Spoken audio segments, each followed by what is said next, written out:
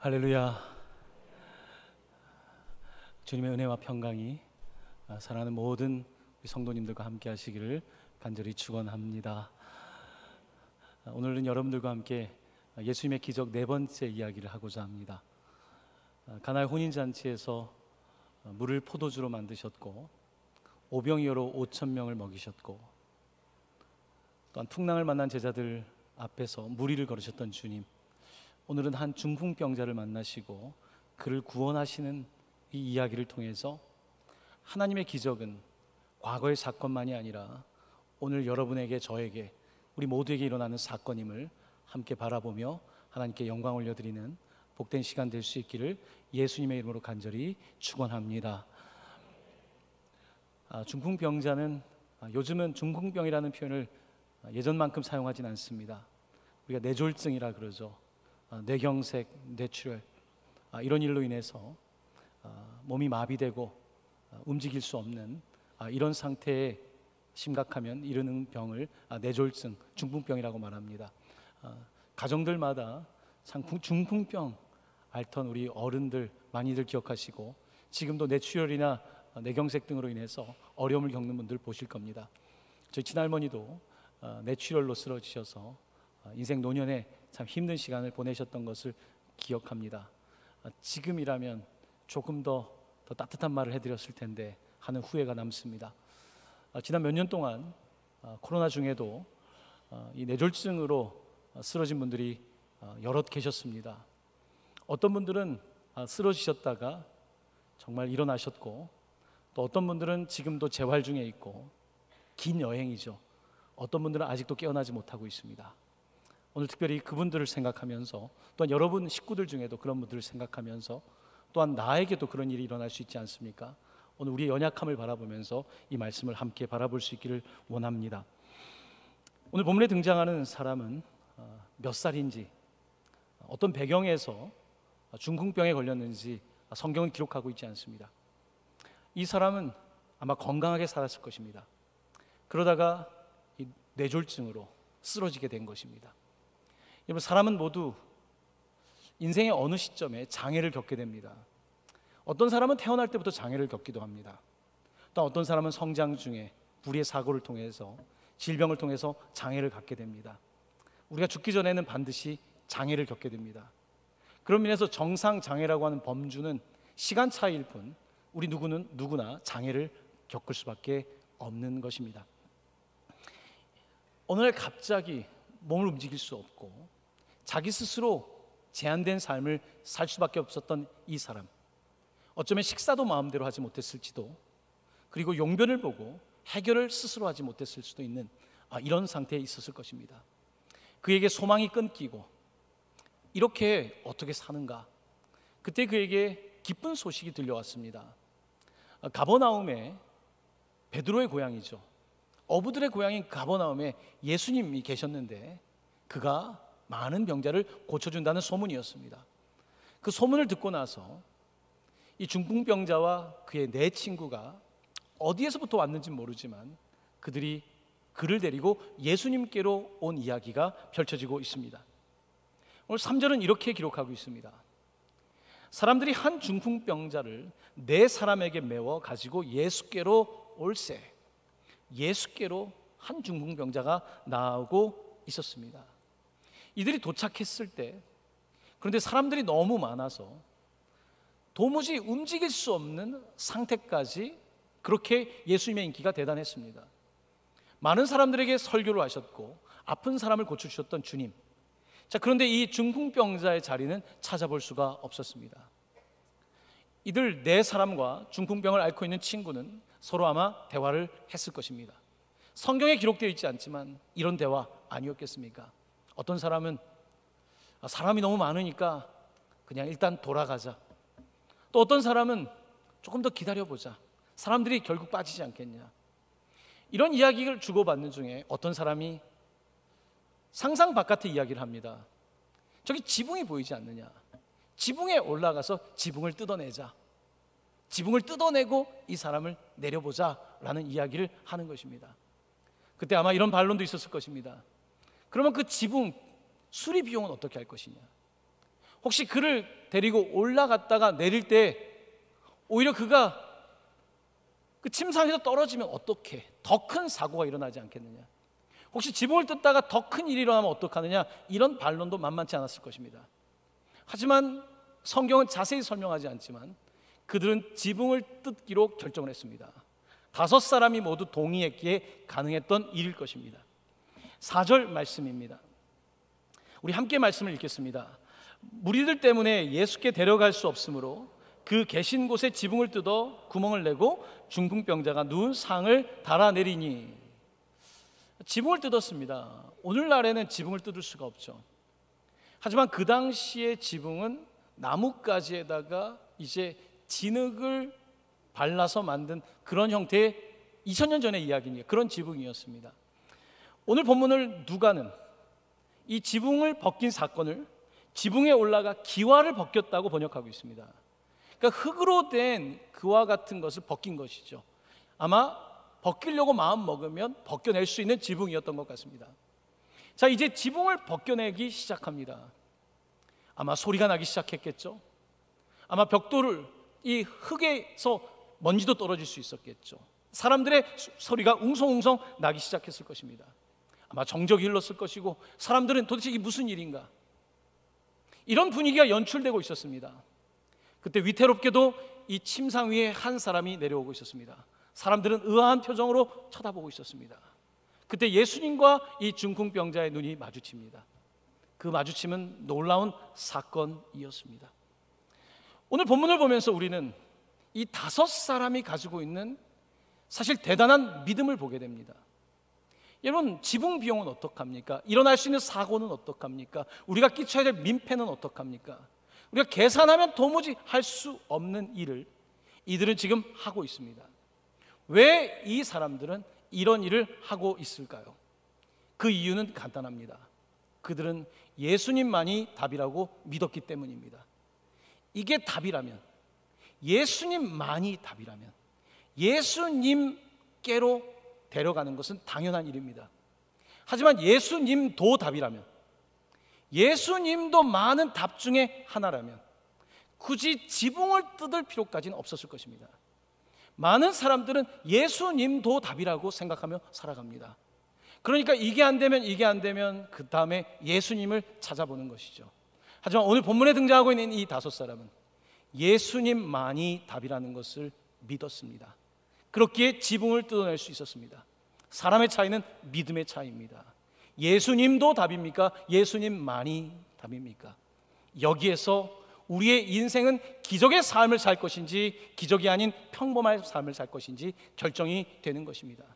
사랑하는 성도 여러분, 여러분에게도 예수님만이 답이기를, 예수님만이 내 인생의 final answer, 마지막 답이 될 수 있기를 예수님의 이름으로 간절히 축원합니다. 우리 오이 처치 카페 공유교회를 만들고 그 카페에 가면 디자인이 있습니다. 우리 장로님께서 그 디자인을 하셨는데 거기 그림 중에 Jesus is the final answer, 예수님만이 마지막 최종 답이다. 오늘 이 5사람은 final answer, 마지막 답, 최종 답이신 예수님께 다가가고 있는 것입니다. 아마 이 중풍병자도 처음부터 그러진 않았을 것입니다. 건강할 때는 내가 답이었습니다. 건강할 때는 내가 가지고 있는 자산이 답이었습니다. 내가 갖고 있는 인간관계가 답이었습니다. 하지만 중풍병에 걸려서 움직일 수 없는 상태가 되었을 때에, 내가 할 수 있는 일이라고는 하나도 없을 때에 비로소 그는 주님을 찾게 된 것입니다. 아마 질병이 아니었다면, 중풍병이 아니었다면 주님을 만나지 못했을 것입니다. 또한 내 친구도 마찬가지입니다. 중풍병에 걸린 친구가 아니었다면 절대로 예수님 앞에까지 나아가지 않았을 것입니다. 오늘 본문을 읽으면서 우리는 아이러니 하나를 보게 됩니다. 오히려 질병이 예수님께로 이끄는 은혜라는 놀라운 사실 말입니다. 건강이 주님께로 이끄는 것이 아니라, 성공이 주님께로 이끈 것이 아니라, 질병이, 아픔이, 움직일 수 없는 이 상황이 그들을 주님께로 이끄는 은혜의 통로가 되었다는 사실입니다. 사랑하는 성도 여러분, 혹시 여러분의 삶에도 지금 움직일 수 없는 상황이 있습니까? 옴싹달싹할 수 없는 상황이 있습니까?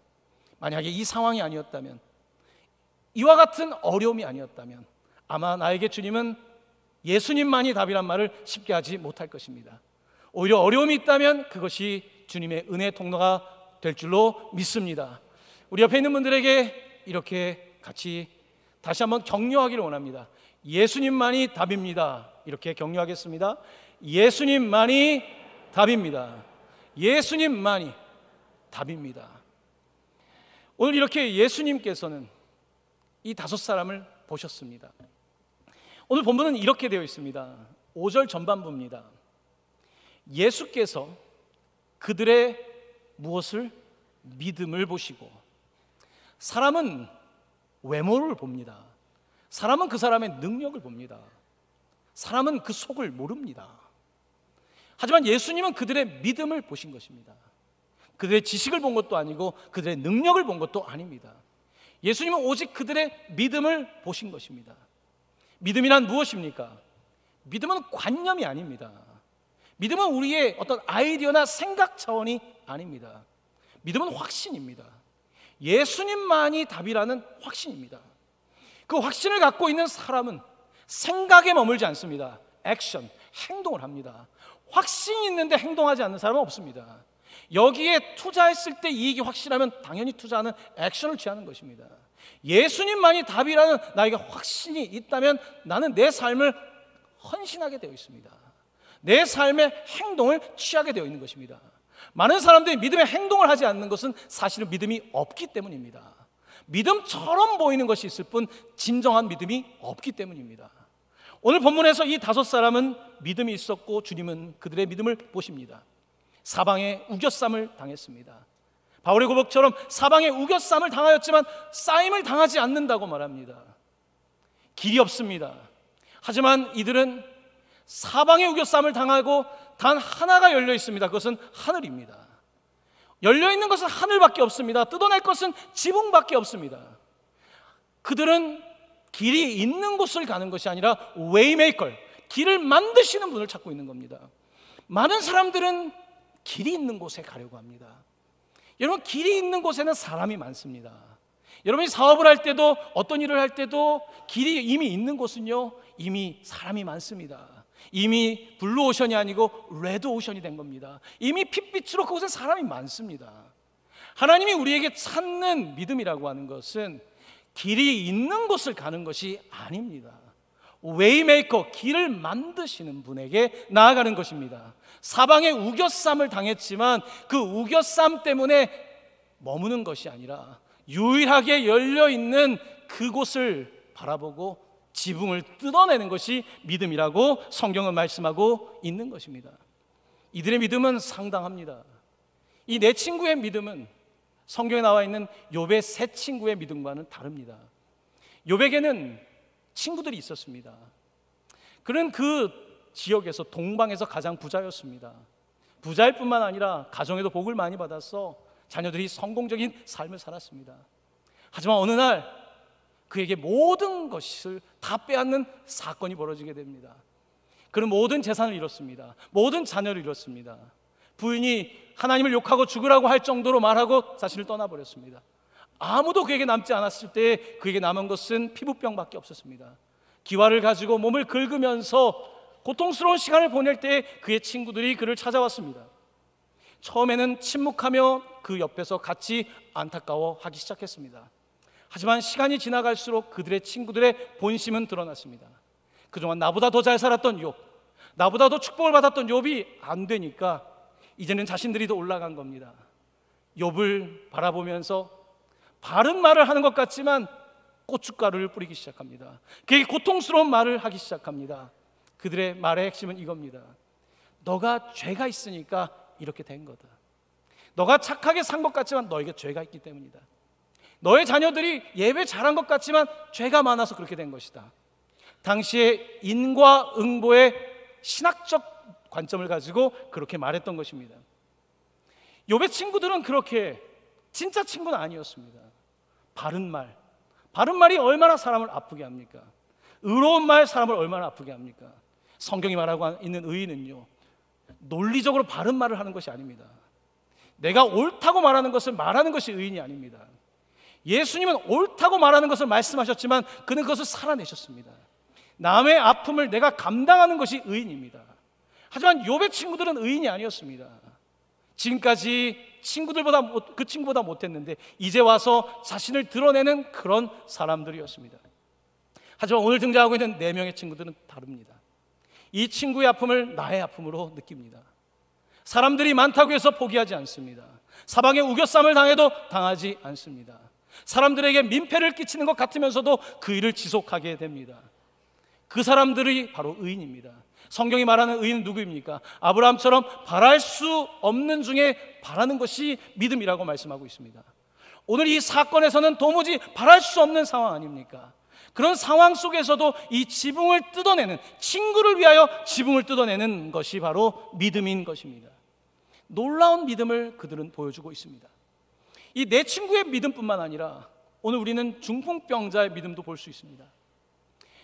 여러분, 많은 사람들이 내 마지막까지 지키고 싶은 것은 자존심입니다. 자존심 하나는 지키는 것이 보통 인간의 심리적인 상태이죠. 내가 어려움을 당하면 사람들에게 도움받는 것이 구질구질하게 느껴집니다. 내가 이렇게까지 해서 살아야 되나? 내가 친구들이 나를 끌고 와서 이렇게까지 살아야 되나? 남이 나를 먹여주는데 이렇게까지 살아야 되나? 내가 용변을 볼 수 없는데 이렇게까지 살아야 되나? 우리는 그와 같은 정말 죽고 싶은 상황에 처할 수도 있습니다. 여러분, 근데 믿음이 뭔지 아십니까? 믿음은 도와주는 것만이 믿음이 아닙니다. 내가 도움을 받아야 될 때 도움을 받는 것도 믿음입니다. 도움을 받지 못하는 사람은 믿음이 없는 사람입니다. 상대방의 도움을 거절하고 나는 스스로 하겠다, 그것은 믿음이 있는 것이 아닙니다. 우리는 도움을 받아야 될 사람입니다. 하나님께 두 손 들고 나아가는 것이 그래서 믿음입니다. 그것이 의입니다. 하나님께만이 아닙니다. 내가 누군가에게 도움을 받아야 될 때 자신을 내려놓고 도움을 받는 것도 믿음입니다. 근데 사람들은 착각합니다. 왜냐하면 세상의 의와 세상의 기준으로 생각하기 때문에 하나님이 생각하는 믿음을 알지 못하는 것입니다. 오늘 본문에 등장하고 있는 이 5사람은 4명의 친구들은 친구를 위하여 모든 것을 주는 믿음의 사람이었고요, 또 한 친구는 그들의 도움을 받는 믿음이 있었던 사람입니다. 이 5명의 믿음을 주님께서는 보셨던 것입니다. 이 친구들의 우정은 사실 대단합니다. 사실 오늘 설교를 준비하면서 거의 2년째가 다 돼가는, 아직도 쓰러지고 일어나지 못하는 권사님에 대한 기도가 나옵니다. 그 가정을 위한 기도가 나옵니다. 한 달여 쯤에 쓰러졌던 우리 권사님 계십니다. 우리 찬양대에 쓰셨던 우리 정 권사님. 이번 주에 그 권사님을 만날 기회를 제가 찾게 되었습니다. 코로나 중에 만나기가 어렵지만 요양병원에서 외래 치료를 하기 위해서 대형 병원에 갈 때 그때 잠깐 만나게 되었는데요, 그때 찍었던 사진입니다. 한 달여쯤에 남편 집사님과 다른 곳에 있었는데 주무시는 줄 알았는데 뇌출혈이 난 겁니다. 갑작스럽게 쿵 하고 소리가 나서 밤늦게 가보니까 이미 상태가 좋지 않았습니다. 이런 상태는 보통 예후가 좋지 않다라고 말을 하죠. 참 놀랍게도 하나님께서는 권사님을 만져주기 시작하는데요, 조금 의식이 깨어나고 단어 하나를 말하기 시작하고, 제가 이번 주 화요일에 방문했을 때는요, 문장을 구성해서 말하기 시작했고 저에게 웃음으로 농담까지 하는, 하지만 여전히 기억들이 다 돌아와야 될 것들이 돌아온 상태는 아니었습니다. 저는 이번 설교를 준비하면서 남편 집사님의 모습이 보였습니다. 남편 집사님은 그날 이 파란색 옷을 입고 있었는데요, 저 옷은 우리가 일본 선교를 할 때 그때 새겨서 일본 분들과 함께 입었던 옷입니다. 거기에서는 친구라고 하는 말이 적혀 있습니다. 도모다치라고 하는 일본 말이 적혀 있습니다. 제가 집사님께 물어봤습니다. 집사님, 왜 오래전 이 옷을 입고 있습니까? 목사님, 그때 일본 선교를 기억하라고, 과거의 기억을 해보라고, 그리고 친구, 바로 남편이 친구 도모다치가 이곳에 있다는 것을 말해주고 싶어서 일부러 이 티셔츠를 입고 왔다는 이야기를 해주었습니다. 저는 설교를 준비하면서 참 놀랐습니다. 우리 권사님 옆에 이 기적이 일어나는 것은 도모다치, 친구가 있기 때문인 겁니다.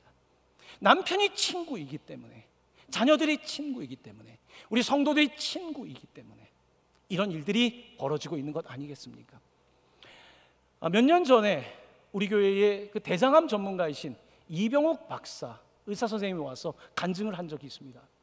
그의 책에 보면 놀라운 이야기가 있습니다. 그는 수천수만의 암 환자를 만났다는 것입니다. 암 환자들이 진료실에 들어올 때 이분의 예후가 어떻게 될지 진단을 하지 않아도, 검사를 하지 않아도 80%는 대략 맞춘다는 겁니다. 어떻게 맞추실까요? 그 사람이 누구와 함께 오는지, 어떤 표정으로 오는지가 그의 미래를 결정한다는 것입니다. 누가 함께 그 암 환자와 오고 있는가? 남편이 그 아내를 얼마나 사랑하고 있는가? 아내가 남편을 얼마나 사랑하고 있는가? 가족이 없다면 그 옆에 친구가 있는가? 바로 이것이 그의 미래를 결정한다는 것입니다. 여러분, 암이라고 하는 것은 단순히 그냥 병리적인 문제만이 아니지 않습니까? 싸운다는 것은 우리의 면역체계와 우리의 영적인 모든 것들이 합력하여 싸워야 되는데, 합력하여 싸우기 위해서는 면역체계가 있어야 되는데, 그 면역체계의 가장 핵심은 뭡니까? 관계입니다. 나를 사랑하는 사람이, 나에게 친구 도모다치가 있다면, 나를 위해서 기도할 사람이 있다면 바로 거기에서 기적이 나타나는 것이고 변화가 나타나는 것입니다. 여러분, 그렇습니다. 오늘 이 중풍병으로 앓고 있는 이 사람에게 오늘 친구가 있는 것입니다. 이 친구들이 할 수 있는 가장 위대한 우정은 가장 위대한 친구이신 예수 그리스도에게로 이 친구를 데려오는 것입니다. 예수에게 데려오는 것이 가장 위대한 사랑이며 우정인 것입니다. 오늘 우리는 정말로 많은 질병과 싸우고 있습니다. 오늘 우리 성도님들도 암과 당뇨, 말할 수 없는 고통 가운데 싸우고 있는 분들이 많습니다. 하지만 그 가운데에 우리가 해야 될 일은 외로운 사람 옆에서 함께 힘이 되어주는 것, 한 번 전화라도 하는 것, 그들을 위하여서 힘을 합하는 것, 바로 그곳에 기적이 일어나게 될 줄로 믿습니다. 우리가 함께 협력하고 함께 돕는 그런 친구, 4명의 친구, 5명의 우정을 볼 수 있다면 얼마나 좋겠습니까? 전도서 4장 11절에서 12절 말씀입니다. 이 말씀 함께 봉독합니다. 또 두 사람이 함께 누우면 따뜻하거니와 한 사람이면 어찌 따뜻하랴? 한 사람이면 패하겠거니와 두 사람이 맞설 수 있다면 세 겹줄은 쉽게 끊어지지 아니하느니라. 아멘. 세 겹줄은 두 사람이 함께 할 때, 하나님이 함께 하신다면 세 겹줄은 쉽게 끊어지지 않을 줄로 믿습니다. 여러분의 싸움이 어디에 있든지, 여러분의 전쟁이 어디에 있든지 홀로 싸우는 싸움이 아니라 세 겹줄의 싸움이 되어야 하는 것입니다. 주님은 이들의 믿음을 보셨습니다. 이 5사람의 믿음을 크게 보셨습니다. 외모 보지 않았습니다. 그들이 무리를 일으키고 있다고 생각하지 않았습니다. 그저 그들의 믿음만을 보셨습니다. 그리고 주님께서는 그들을 향하여 이렇게 말씀하십니다. 작은 자야, 내 죄 사함을 받았느니라. 아멘. 작은 자야. 이 작은 자라고 하는 표현은요, 아이라는 표현일 수도 있고 아들을 뜻하는 표현이기도 합니다. 우리 주님은 믿음으로 병이 낫는 사람을 부르실 때 딸아, 아들아, 작은 자야라고 부르십니다.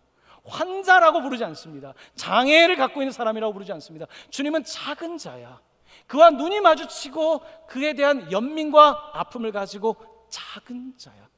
욥의 친구들이 아니라 진짜 친구 중에 친구로서 작은 자야, 아들아, 내 죄 사함을 받았다고 말씀하고 있는 것입니다.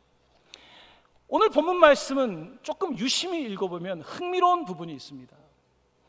예수님께서는 먼저 병을 고친 것이 아니라 죄 사함을 받았다는 용서, 사죄의 선포를 미리 하셨습니다.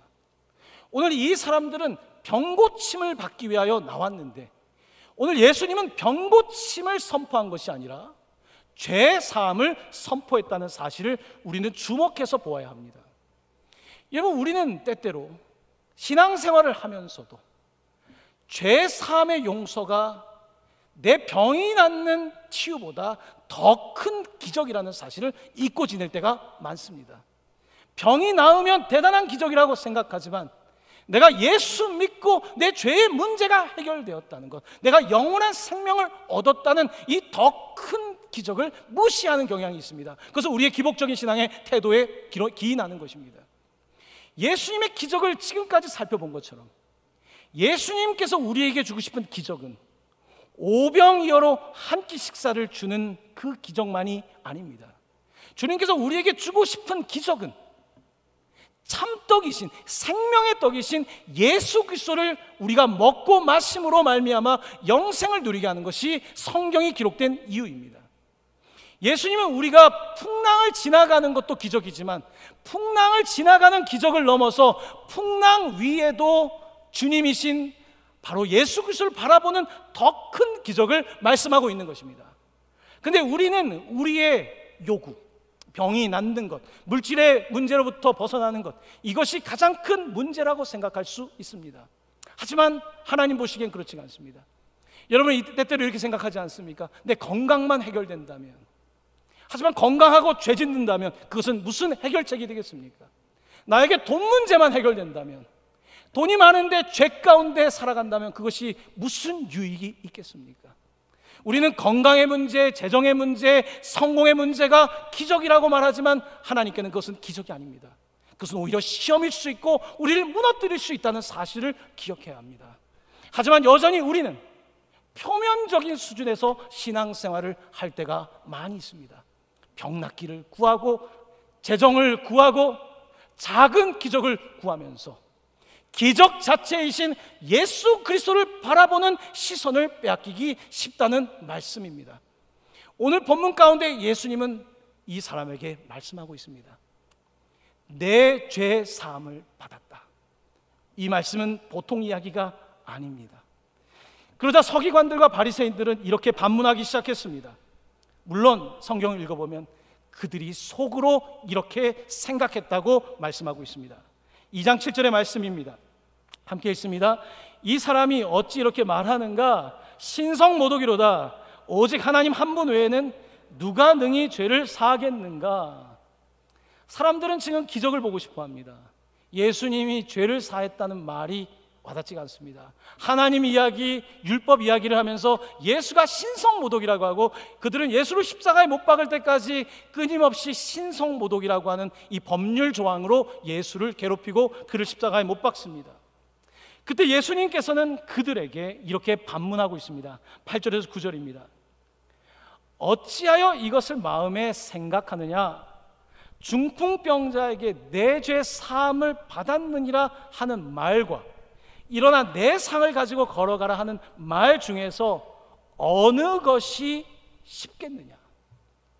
여러분 여기에 대해서 뭐라고 답변하시겠습니까? 내 죄가 용서받았다라는 말과 내 상을 가지고 병이 나았다는 말 중에 어떤 말이 더 쉬울까요? 우리가 바라는 말은 지금 내 상을 가지고 가라는 말인 거예요. 하지만 주님은 지금 표면이 아니라 뿌리를 보고 있는 겁니다.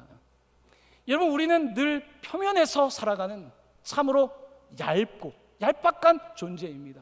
하지만 하나님 우리의 뿌리를 보십니다. 내 삶의 문제가 정말 돈의 문제입니까? 하나님은 다르게 말씀하십니다. 죄의 문제라고 말씀하고 있습니다. 내 삶을 살아가면서 이런저런 어려움이 있다고 말합니다. 그 어려움 때문입니까? 하나님은 죄의 문제를 보고 있는 것입니다. 제가 얼마 전에 네팔에 가서 산을 등반하면서 이 히말라야다 보니까 이게 발이 걸려 넘어질 일이 많더라고요. 뿌리가 너무 깊은 거예요. 나무는 저기 있는데 뿌리가 저쪽에 있는 거죠. 여러분 우리는 뿌리를 잘 못 봅니다. 우리는 인간의 문제를 바라볼 때 그냥 건강의 문제, 재정의 문제, 간단한 어떤 일시적인 문제로 바라봅니다. 하지만 하나님은 다릅니다.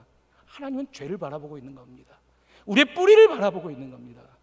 주님은 죄의 문제가 해결되는 것이 가장 위대한 기적임을 말씀하고 있는데 사람들은 뿌리 이야기를 하고 싶지 않습니다. 그냥 열매를 따고 싶고 꽃 이런 향기를 맡고 싶어 하는 것이죠. 우리 주님께서는 이 죄의 문제를 바라보고 계시고 먼저는 죄의 문제가 해결될 것을 선포하고 있는 것입니다. 여러분 요즘 오은영 박사 신드롬이 있지 않습니까? 자녀 문제를 다룰 때 어떻게 다루던가요? 자녀 문제는 밖으로 드러난 문제이고요. 그 뿌리는 부부 문제입니다, 여러분. 부부 문제가 뿌리인데 부부 문제를 다루지 않고 자녀의 문제를 다루는 것은 그것은 표면을 다루는 것입니다. 진짜 전문가는요, 진짜 아는 사람은 다루기 어려운 보이지 않는 부분을 다룰 수 있는 사람입니다. 하나님은 여러분의 문제를 바라보시고 저의 문제를 바라보실 때에 우리가 바라보는 수준이 아니라 어떤 의사의 수준이나 법률가의 수준이나 상담가의 수준을 넘어서서 우리의 근본적인 뿌리를 바라보고 계시고 우리의 문제가 해결되기를 원하고 있는 것입니다. 그런데 그 해결은 누구나 할 수 있는 것이 아닙니다. 죄를 사하는 권세는 오직 예수 그리스도에게만 있다고 말씀하고 있습니다. 죄를 사하는 권세뿐만 아니라 하나님께서는 하늘과 땅의 권세를 다 주셨다고 말씀하고 있습니다. 그러므로 Jesus is the final answer. 그가 우리의 삶의 마지막 해답입니다. 이 답을 찾지 못한 사람은 끊임없이 헤맬 수밖에 없는 것입니다. 죽을 때쯤에 가서 이 문제를 생각할 수 있지만 너무 늦는 것이죠. 오늘 우리가 은혜 받았다는 것이 뭡니까? 우리가 건강할 때에, 우리가 아직 죄인 되었을 때에 우리 주님께서 우리를 위하여 죽으셨다는 이 사실을 깨닫는 것이야말로 가장 위대한 기적이 아니겠습니까? 우리 주님은 10절에서 이렇게 말씀하고 있습니다. 이 말씀을 함께 읽습니다. 그러나 인자가 땅에서 죄를 사하는 권세가 있는 줄을 너희가 알게 하려 하노라 하시고 중풍병자에게 말씀하시되, 우리 주님께서는 죄를 사하는 권세가 있다는 것을 분명히 말씀하셨습니다. 사랑하는 성도 여러분, 많은 사람들을 바라보면서 안타까운 것은, 저도 예전에 그런 생각을 할 때가 있었습니다. 예수님을 그 많은 성인들 중에 한 분으로 생각하는 거죠. 예수님도라고 생각하는 거죠. 예수님은 그런 분이 아닙니다. 지금 신성모독을 하는 게 아닙니다. 예수님을 정말 만나보면요, 예수님만이 주님이라는 사실을 고백하지 않을 수 없습니다. 예수님을 만나보면 예수님만이 구세주라고 하는 것을 고백하지 않을 수 없습니다. 내 지식과 내 경험으로 도달할 수 없는 그 놀라운 주님에게 갈 때에 우리의 삶에 비늘 같은 것이 벗어지게 되고 인생을 새롭게 경험하게 되는 것입니다. 오늘 우리는 중풍병자와 다르지 않습니다. 육체적으로는 내가 자유함을 누리지만요, 우리는 많은 의미에서 영적인 중풍병자입니다. 중풍병자는 어떻습니까? 마비된 상태인 거죠. 오늘날 많은 사람들의 생각이 마비되어 있습니다. 물질의 노예로 마비되어 있습니다. 많은 사람들의 감정이 마비되어 있습니다. 불안함에 마비되어 있습니다. 우울함에 마비되어 있습니다. 두려움에 마비되어 있습니다. 사람들의 입술이 마비되어 있습니다. 그저 불평의 입술로 마비되어 있습니다. 부정적인 말에 마비되어 있습니다. 감사의 말은 없습니다. 사랑하는 성도 여러분, 기적은 지붕을 뜯어내는 것부터 시작하는 것입니다. 여러분의 생각을 뜯어내지 않는다면, 하나님을 향한 내 생각을 다시 고치고 뜯어내지 않는다면, 내 고정된 감정 세계를 뜯어내지 않는다면 기적은 일어나지 않습니다. 내 입술을 뜯어 고치지 않는 이상은 기적은 일어나지 않습니다. 하나님은 오늘 내가 주님 앞에 나아갈 때 내 생각과 감정과 입술과 내 삶에 내가 생각하기에 옳다고 하는 것들을 모두 내려놓고, 내가 의롭다고 하는 모든 것들을 내려놓고 오직 의로우신 예수 그리스도 한 분께로 나아가게 될 때에, 그때의 주님은 기적을 행하시는 분이라고 성경은 분명히 기록하고 있습니다. 사랑하는 성도 여러분, 예수님을 만나는 은혜가 있기를 간절히 축원합니다. 아프더라도 예수님을 만나는 것이 은혜입니다. 사고가 나도 예수 만나는 게 은혜입니다.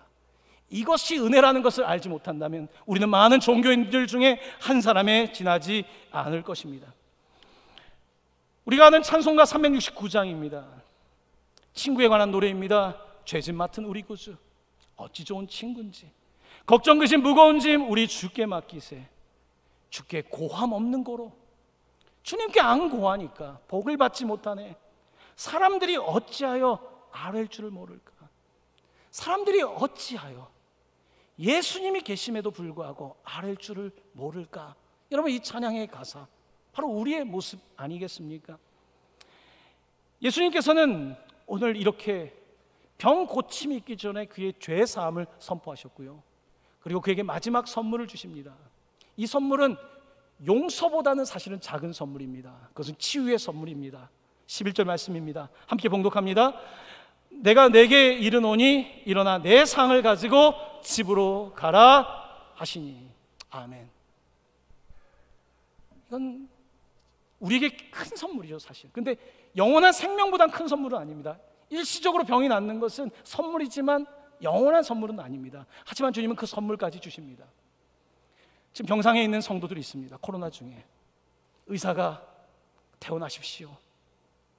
퇴원하십시오. 이제 집에서 치료받으십시오. 그게 얼마나 기쁜 일입니까? 내 상을 가지고 집으로 가라. 오늘 이 기쁨을 이 중풍병자 친구들에게 주님은 주고 있는 것입니다. 하지만 현실은요, 어떤 사람은 이런 놀라운 기적을 경험하기도 하지만 어떤 사람은 질병과 함께 싸우다가 하나님 나라에 가기도 하죠. 여러분, 성경을 잘 읽어보시면요, 모든 사람이 병이 낫는 것은 아닙니다.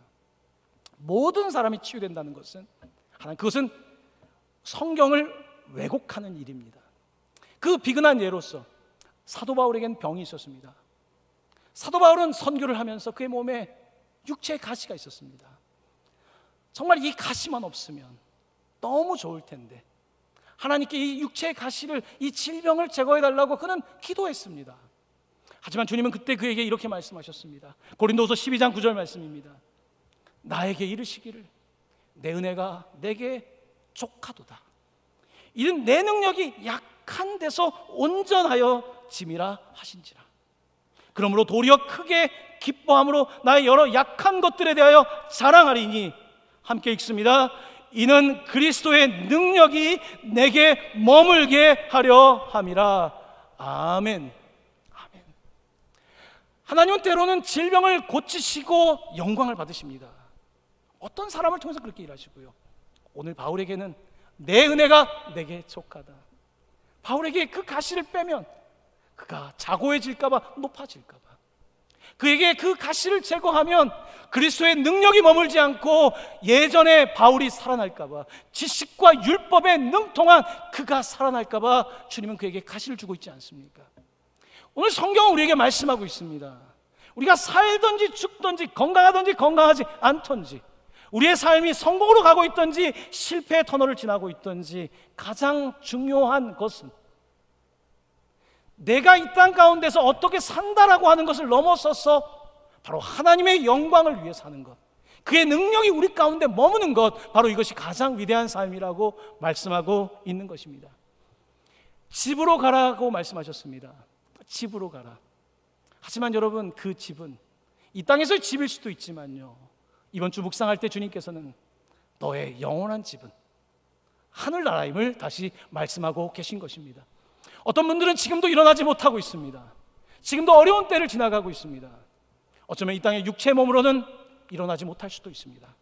하지만 부활의 몸으로, 주님 주신 부활의 몸으로 일어나게 될 것을 우리는 믿기에, 이 땅 가운데서의 병고침의 은혜도 바라지만 우리는 우리의 죄를 씻기시는 예수 그리스도의 그 놀라우신 은혜를 기억하게 될 때에 오히려 병상에서도, 슬픔 중에서도 하나님께 영광과 찬송과 감사를 올려드리게 될 줄로 믿습니다. 사랑하는 성도 여러분, 예수님만이 여러분의 답입니다.